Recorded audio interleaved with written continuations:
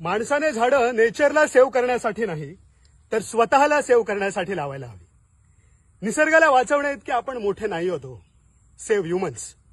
माणसाने त्याच्या आयुष्यात स्वतःच्या फायद्याची जरी झाडं लावलीत ना तरी कितीतरी मोठं जंगल निर्माण होईल.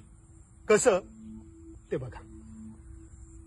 हे कोकणातल्या वाडीतलं घराभोवतालचं जंगल तुम्हाला दिसतंय ना, ते आपल्या पूर्वजांनी नॅचरल ट्रॉपिकल एव्हरग्रीन फॉरेस्टचा, नैसर्गिक जंगलांचा अभ्यास करून डिझाईन केलेलं एक नॅचरल फूड फॉरेस्ट आहे. याला वाडी किंवा कुळागर म्हणतात. या जंगलात फणस, कोकम, तिरफळ, आंबा, वटी, नारळासारखी उंच वाढणारी इथल्या नेटिव्ह फूड कल्चर मधली झाड, मसाले, सातिंगण, हेळो, उंडली सारखी मेडिसिनल यूज असलेली झाड, आईन, किनळ, शिवण, शिसम सारखी घराला लाकूड आणि फर्निचर देणारी झाड, सुरंगी, बकुळा, नाग चाफ्यासारखे सुगंधी वृक्ष, होळीसाठी राखून ठेवलेलं झाडही इथे. गणपतीच्या माटोळीवरती कोकणातल्या मान्सून बायोडायव्हर्सिटीचं एथनोबॉटनिकल रिप्रेझेंटेशन करणारे मेडिसिनल प्लांट सुद्धा आम्ही जपलेत. हे आमचंच नाही तर हॉर्नबिल, शेकरू, पाम सिवेट सारख्या कित्येक पशु पक्ष्यांचंही घर आहे. हे जंगल आमच्या घरांना हीट वेव्ह, सायक्लॉन्स आणि हेवी रेनफॉल पासून प्रोटेक्शन सुद्धा देते. आपल्या पूर्वजांनी वारसा म्हणून दिलेल्या फूड फॉरेस्ट मधल्या झाडांखाली नॅचरली रुजून आलेली रोपटी आपल्या जीवनशाळेच्या आजूबाजूला लावतो आहोत. सेव्ह नेचर नाही,